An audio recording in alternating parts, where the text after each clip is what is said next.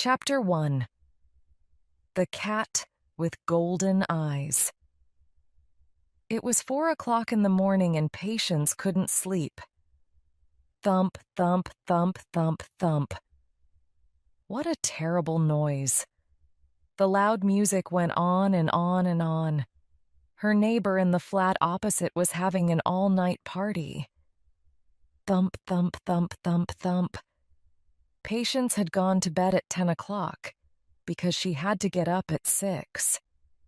Today was really important. She had to show her boss her designs for the new beauty cream adverts. Patience got out of bed and went across the room to the window of her third-floor flat. She looked out and saw her neighbor and his friends. They were dancing and laughing and having lots of fun and making lots of noise. I don't want to be difficult, but I need to sleep, she thought, as she opened the window. Hello? She called. Excuse me? Could you please? But she didn't finish her question because no one could hear her. Just then she heard a meow. She looked down. There, sitting on the seat of her neighbor's motorbike, was the largest cat that Patience had ever seen. It was gray and black, with huge golden eyes. The cat was watching her. "Hi, cat," Patience called. "Some people are having a good time, aren't they?" "But I'm having a very bad time," she thought. She shut the window and went back to bed. Thump, thump, thump, thump, thump.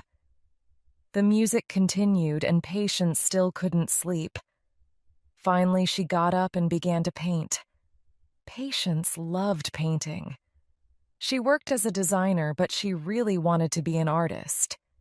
She used lots of colors on the paper: reds, blues, yellows, purples. She started to feel better. Suddenly, the music stopped. The party was over. At last, Patience thought. Then she heard an unhappy meow from outside the window. She opened the window and looked up. The cat with the huge golden eyes was on a windowsill above the window next door. It meowed again. It looked frightened. "Hello again, cat," said Patience. "Can't you get down?" Poor thing, she thought. It's too scared to move. "Come on, kitty, kitty, kitty, you can do it," she said. The cat meowed again and stayed where it was. "Oh, okay, cat," Patience said. "I'll come and get you. Wait a minute. 1, 2, 3. She climbed out of her window onto her windowsill. She looked down and suddenly felt very frightened.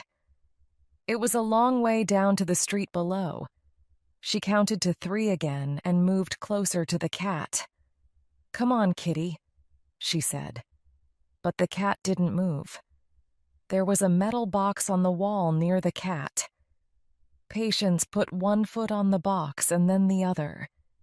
It seemed safe. She reached for the cat. "Don't do it," called a voice from the street below. "Don't jump." Patience looked down and saw a tall, slim man with dark hair. The driver's door of his car was open behind him. "It's going to be okay," the man continued. "I'm a policeman. Maybe I can help you." "Oh, no. He thinks I'm trying to jump out of the window," thought Patience. She tried not to laugh. A laugh was dangerous up here. She reached for the cat again, but it had disappeared. Suddenly, the metal box began to come loose.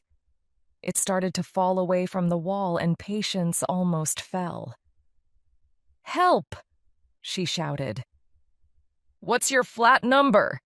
shouted the man. Patience held onto the windowsill. 23, she called. The man ran into the building and up the stairs. The metal box moved again. Oh no, thought Patience. I'm going to fall. Hurry, hurry. A moment later, the man crashed through the door into her flat. The metal box fell to the ground and Patience started to fall. Suddenly, the man was at the open window. He caught her and pulled her back into the room. "I've got you! I've got you!" he shouted. He fell onto the floor next to Patience. "Oh, thank you," she said. She looked into his dark eyes and handsome face. "What am I doing?" she thought suddenly. She stood up quickly. "Are you okay?" the man asked as he stood up. "Fine," Patience said. Her face was going red. "Never better. And you?" "Is that all that you can say, Patience?" she thought to herself. "This man's just saved your life." At that moment, the cat with the golden eyes came through the window and jumped onto the floor. "I went out there to rescue that cat," Patience told the man. He was amazed. "You went out there to rescue your cat? What a mad thing to do." "No," Patience said. "I mean, yes, but it's not my cat." The man laughed. "So you went out there to rescue someone else's cat?" "Well, you came out to rescue me," said Patience. She smiled at him, and he smiled back. He had nice white teeth. He really was very handsome. Patience quickly looked at her watch. "Oh no, is that the time?" she cried. "I'm going to be late. I've got to go." She ran to the table and picked up all her designs. She had worked really hard on them for the past 4 weeks. She couldn't be late for the meeting with her boss. "I've got an important meeting today," she explained as they left the flat. "Good luck," he said. "I hope it goes well." "Thank you," she said. She wanted to say more, but instead she just stood there. "Go," he ordered.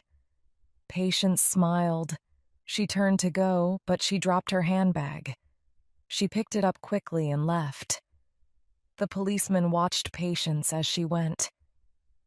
Then he looked down and saw her purse lying on the ground. He picked it up and smiled. Today is getting very interesting, he thought. Chapter 2. A surprise visitor. Patience worked for Hadar Beauty, one of the biggest beauty product companies in the United States. She hurried into the office building. There were large photos everywhere of Laurel Hadar, the beautiful blonde wife of the head of the company, George Hadar. Patience crashed into someone. "Sorry," she said. Then she crashed into someone else. Oh no, she thought. Things are not going well today. George Hadar was a very important man. He had built Hadar Beauty from a very small company into a huge world corporation. He was having a meeting with the other directors of the company. On a screen behind him were 2 large photos of the same woman. In one photo, the woman looked ugly and old. In the other photo, she looked very beautiful and 20 years younger. George Hadar pointed at the photos. "Women want to look beautiful," he said. "They want to look younger. That's good news for us because they will pay us lots of money for our beauty products." He laughed. Everyone in the room laughed with him, except his wife. "In 1 week," he continued, "we will give them a new product. Bow Line. It's the most exciting beauty product since soap. It doesn't just hide the lines on a woman's face. It really makes her skin young again." Everyone clapped. And we're going to have a new face for our new product, aren't we, Laurel? Hadar looked at his wife. Laurel stood up. Yes, she said. My husband and I have decided that after 15 years, it's time for a new face for Hadar. A younger face. She sat down. The photo on the screen changed to a beautiful young woman with long dark hair, dark skin, and beautiful eyes. This is Drina, said Hadar, the future of Hadar Beauty. Patience stood in front of Hadar's door with her designs. I'm so nervous, she said to her friend Sally. These are my first really important adverts, and I want everything to be perfect.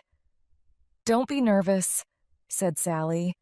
You're such a good artist, and your designs are wonderful. Good luck. I'm going to need it, thought Patience as she walked into Hadar's office. Hadar was sitting at his desk. Laurel was standing by the window. Hi, Mr. Hadar, said Patience as she put her designs on his desk. Sit down, said Hadar. Patience sat down. Hadar looked quickly at her work. I don't like these designs at all, he said. I told you clearly what I wanted. Why haven't you done them that way? Look at this red, for example. It's completely wrong. I wanted something darker. But you said, Patience began, and then stopped. Perhaps it wasn't a good idea to say anything. I know what I said, shouted Hadar. Your clothes are terrible and your hair is terrible. It's no surprise that your designs are terrible too. I'm sorry, Mr. Hadar, said Patience. Please give me another chance. Laurel turned around. Give her more time, George. You know she's a good designer. Okay, said Hadar. By midnight tonight. Patience got up. She gave Laurel a quick smile as she walked to the door. That's the second time that someone has rescued me today, she thought. While Patience was working on the designs, Sally was standing behind her. She was putting cream on her face. This bowline cream is brilliant, Patience, she said. Patience looked round. You're using a lot of that cream, Sally, she said. You can't buy it yet. How did you get it? Sally didn't answer. She offered the cream to Patience. No, thanks, Patience said. Well, you don't really need it, said Sally. Ow. What's the matter? Asked Patience. I've got another headache. It's okay.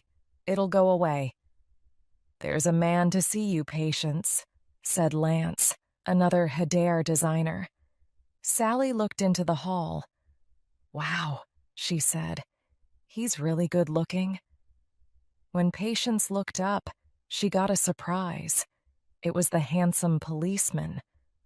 Hello, he said. Hi, said Patience. Sally, this is... She stopped. She realized that she didn't know the man's name. This is the detective that I told you about this morning. Tom Lone, said the man. Nice to meet you, said Sally. Well, I must go. See you soon. And she left Patience alone with Tom. How did you know where to find me? Patience asked him. You dropped your purse, he said, giving it to her. Oh, I didn't know. Thank you so much, she said. I like your work, he said. He pointed to her drawing book, which was open on her table. Thank you, she said. Her face was hot. Would you like to have a coffee with me tomorrow? He asked. There's an Italian cafe around the corner. Gricio's, on 6th Street. Is 1 o'clock okay? Patience tried to speak, but she couldn't move her mouth. Yes, I'd like that, she said finally. Great, said Tom. See you tomorrow then. As he walked away, Sally arrived. Wow, said Sally. Lucky you. But what are you going to wear for your date? I know. Why don't you wear those leather clothes that Lance and I gave you for your birthday? Patience imagined herself in the tight leather trousers and jacket. No way, she thought. That's not my style at all. Chapter 3. Midnight. Patience worked hard on her designs all day. By the time she had finished, it was 11:30 at night, and everyone else in the office had gone home. There was no one to take her designs to George Hedder at the factory. Patience decided to take them to him herself. She didn't have much time, so she took a taxi to the Hedder Beauty Factory. She tried a door, but it was locked. She looked at her watch. Oh no, it's almost too late, she thought. She shouted as loudly as she could. Hello? Is anyone there? But there was no reply. Then she saw some lights at the back of the factory. She walked towards them and found another door. Luckily, it was open. Patience went in. She could hear people talking in a room not far away. She walked towards the room. I don't care if women get terrible headaches when they use bowline, Dr. Slevicki was saying. I can live with that, and I don't care if women can't stop using bowline. That will make me very rich. But I don't want to destroy women's faces. I won't do it. Patience looked into the room and saw a video screen. On the screen there was a woman's face. It was an old face with lots of lines. Then, slowly, the face began to change. It became younger and younger. The lines disappeared. But the face continued to change.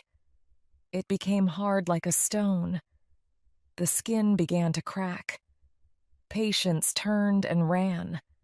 She crashed into a table. Who's there? Shouted Slevicki. Patience ran as fast as she could. A door opened and 2 men came out. Their names were Armando and Wesley. Their job was to protect George Hedder, and they went everywhere with him. Patience hid behind a big machine. Come out, Wesley called. It's okay. We only want to ask you a few questions. Oh, good. That's okay then, thought Patience. She came out from behind the machine. I'm sorry. I think I'm in the wrong. Bang! A bullet from Wesley's gun hit the machine beside her. Patience dropped her designs and ran. Bullets flew past her as she ran through the factory. She came to a pool of dark water. There were lots of metal bridges over it, but there was no way out to another part of the factory. Patience looked up. Above her were several huge pipes. Maybe she could find a way out up there. She climbed inside one of the pipes and began to move down it on her hands and knees. Then, suddenly, she reached the end. It felt like the edge of the world. Far below her was a fast river, and between her and the river were 200 meters of nothing. Suddenly, she heard a terrible noise. A huge wall of water was coming up behind her. Armando and Wesley had opened the pipes. The water crashed over her, throwing her down, down, down into the river below. Everything went black. Patience's phone was ringing. She woke up. Then she sat up and fell off the cupboard. What's happening? Why was I on top of the cupboard? She thought. Her arms and legs were black and blue, and her dirty clothes were all over the floor. Patience's machine answered the phone. It was Sally. "Where are you, Patience?" she said. "Hader is very angry, and Tom called. He said you didn't meet him at the cafe. I'm worried about you. Please call me." "I'm not late for work already, am I?" she thought. "What time is it?" She looked at her clock. 1:50 p.m. It was the afternoon already, and she'd only just woken up. How was that possible? She heard a meow. The cat with golden eyes was sitting there. It was watching her. "It's you again," said Patience. "I think there's something very strange about you." She read the address on the cat's neck. "I'm going to take you home, cat. Now." A 50-year-old woman opened the door. "Are you Ophelia Powers?" Patience asked. "I rescued your cat, and now it won't leave me alone." The woman looked at Patience. "I think you should come in," she said. Patience went into the living room. There were cats everywhere. Ophelia brought her a cup of tea. "Midnight," said Ophelia. "I'm sorry? What?" "Her name's Midnight. She's an Egyptian Mau. There aren't many cats like her. She can do special things." "You mean that she suddenly appears and frightens people?" asked Patience. "Things like that," said Ophelia. "You seem worried about something? Do you want to talk about it?" "I'm sorry, I can't. I've got to get to work. I'm really late." "Then I think you should come back," Ophelia said. "Come when you want to. I'm always here." "What's wrong with you?" shouted Hader.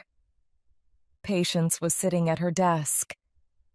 "I needed those designs at midnight, but they didn't arrive.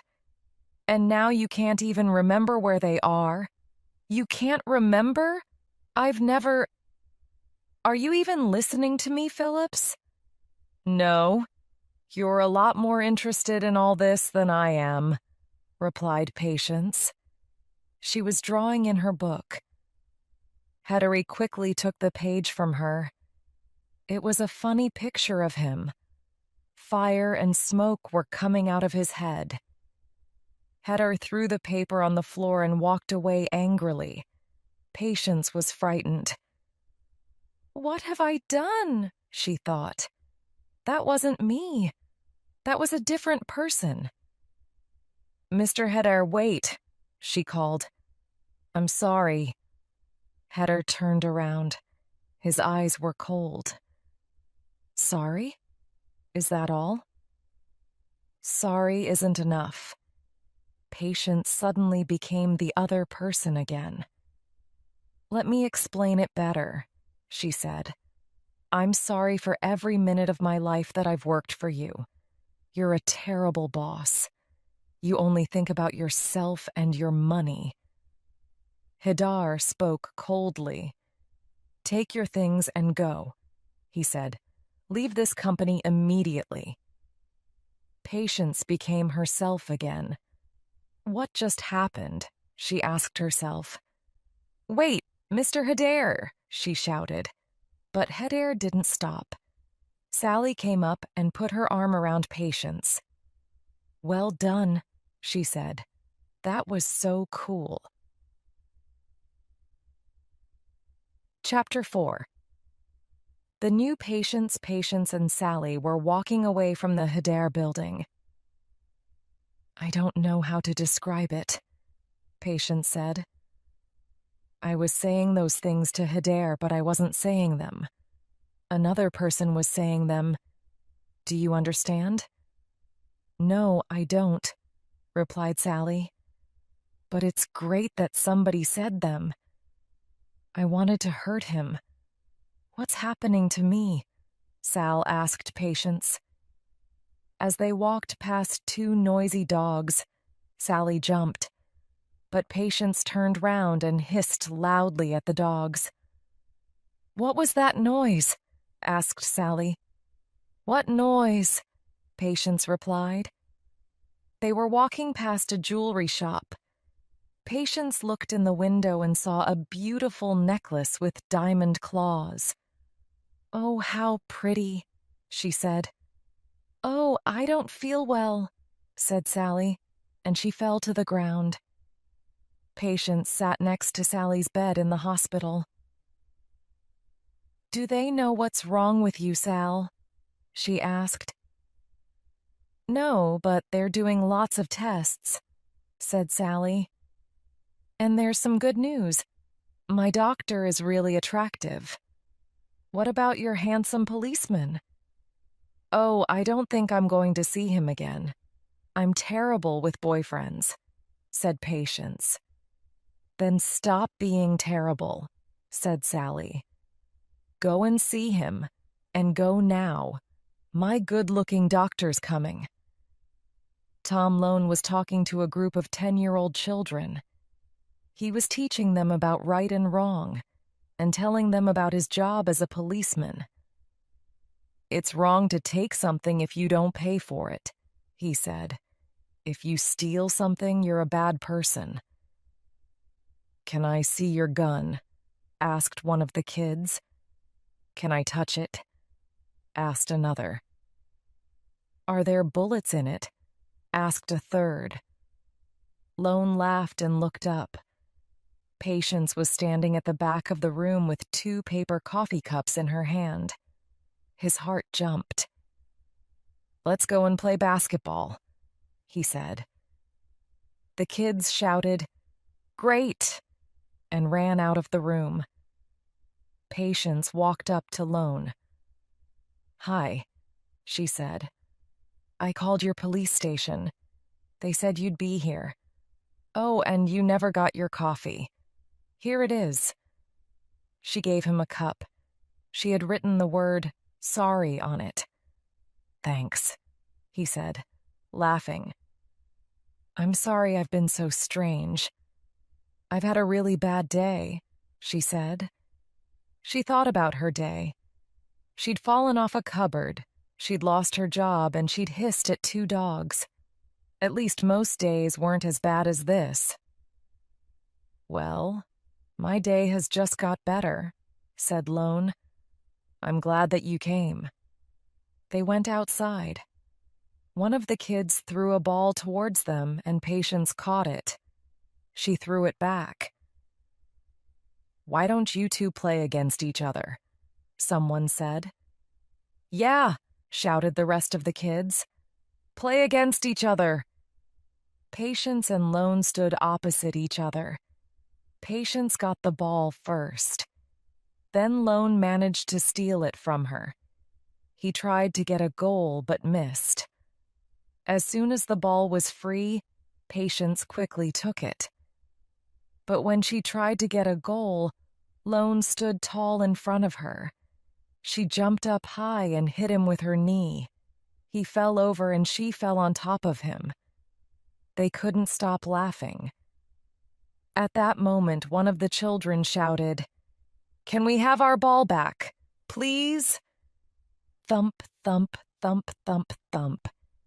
It was the middle of the night, and loud music was playing again. Patience's neighbor in the flat opposite was having another all-night party. Not again, Patience thought as she got out of bed. I've had enough. She walked over to the window and shouted, Please turn the noise down over there. A moment later, her neighbor opened his window. Get a life, he shouted back. Then he turned the music up much louder. Patience was really angry. She looked down at the ground below and saw her neighbor's motorbike. She hissed. Then she smiled.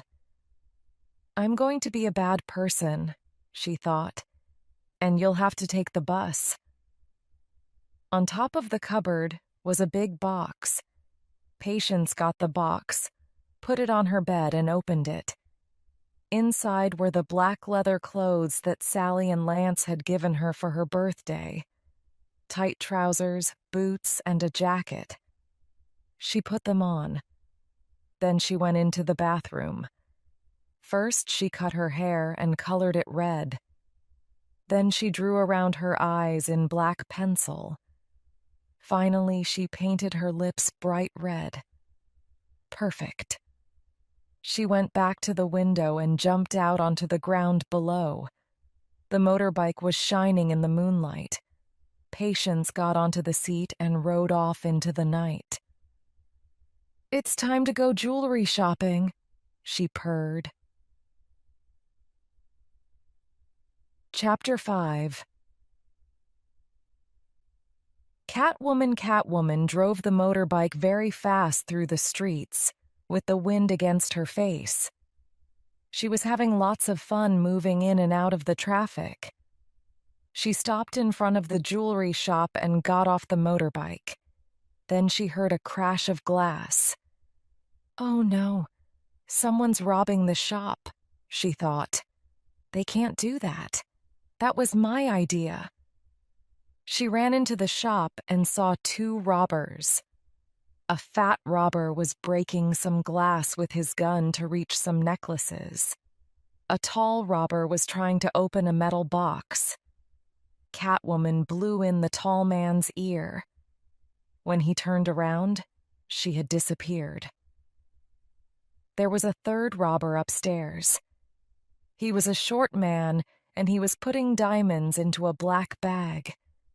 Catwoman quickly put a black mask over her eyes and went up behind him. "You're not very good," she said.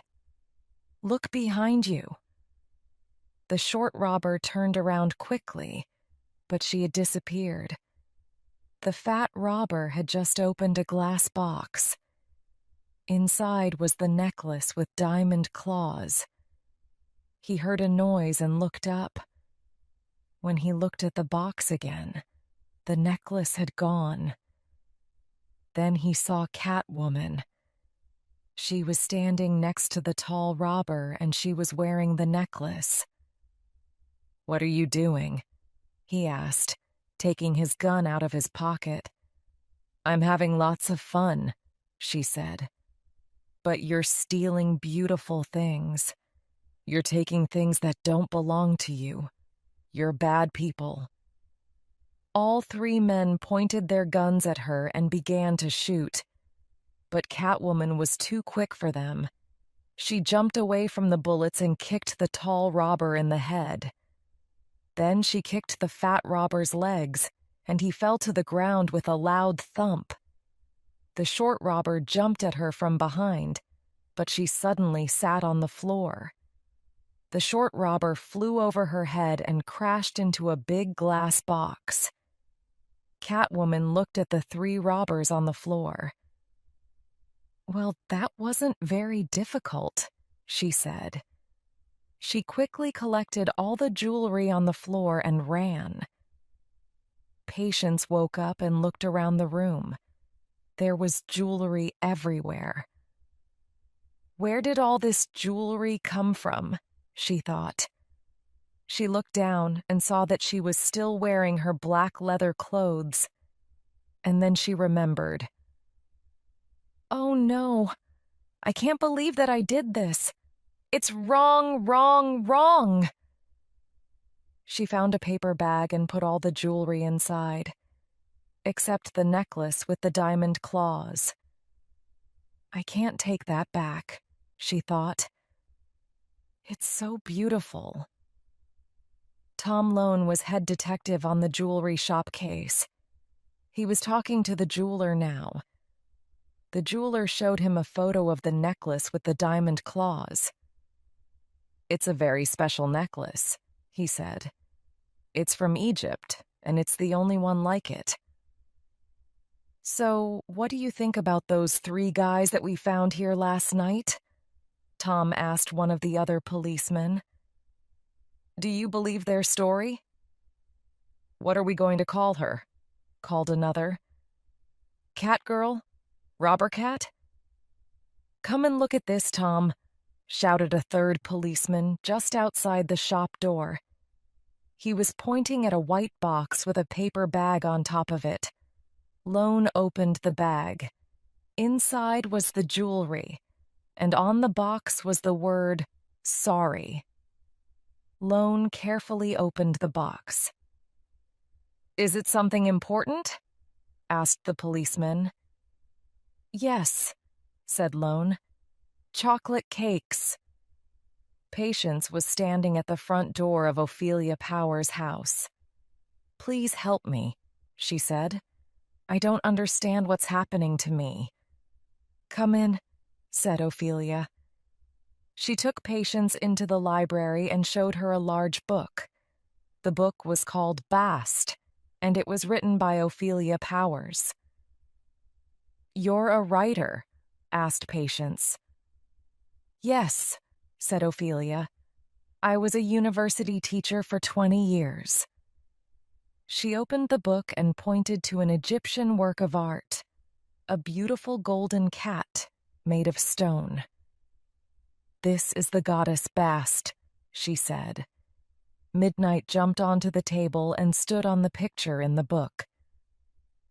Midnight looks very like the cat in the picture, said Patience. Yes, Mao cats are very special in the Egyptian religion. They carry messages for Bast, said Ophelia. Bast is the goddess of the moon and the sun. She joins the two sides of all women, good and bad, hard and soft. But what about me? Asked Patience. I don't understand how. Ophelia stopped her. What happened the other night? I can't remember, Patience replied. She moved towards the window. I'll tell you then, said Ophelia. You died. What? Cried Patience. I didn't die. I'm here, aren't I? You're mad. You're completely mad. She jumped onto the windowsill, ready to attack. You died, Ophelia said again. But you were reborn. You were reborn by Bast's message carrier, the Mao. Midnight saved you. Patience began to remember the terrible noise, the mountain of water crashing over her, falling down, down, down into the river, and then a cat with golden eyes, Midnight, giving her life. She got down from the windowsill. You're not alone, Ophelia said. Mao cats have saved lots of others too. She showed Patience pictures of cat women from many different countries. Some of the pictures were only a few years old. Others were from many centuries ago. Then she gave her a cat mask. So, what should I do? Asked Patience. If I'm not Patience now, But you are Patience, Ophelia explained. You're a cat woman. You can see and hear and move much better than you did before. You can do all the things that a cat can do. And at the same time, you're still Patience. You're both. Accept who you are, and you can be free. Patience took all the claws off the necklace and put them on the fingers of her leather gloves. Then she used the claws to cut her leather jacket, her trousers, and her boots. As she worked, she began to remember more and more. She remembered running through the factory. She remembered Wesley and Armando chasing her with their guns. She put on her new cat mask and the clothes that she had designed. Then she looked down at her work table and saw a picture of George Hedare. She remembered that she had nearly died. It was time to get some answers.